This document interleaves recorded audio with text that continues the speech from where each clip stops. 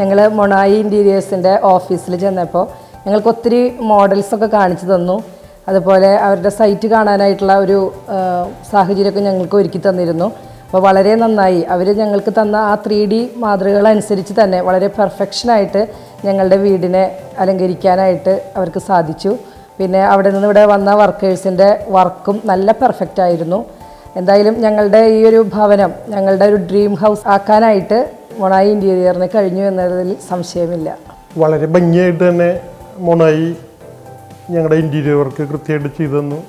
അതിലുള്ള നന്ദി ഞങ്ങൾ ഒരുമിച്ച് അറിയിക്കുകയാണ്.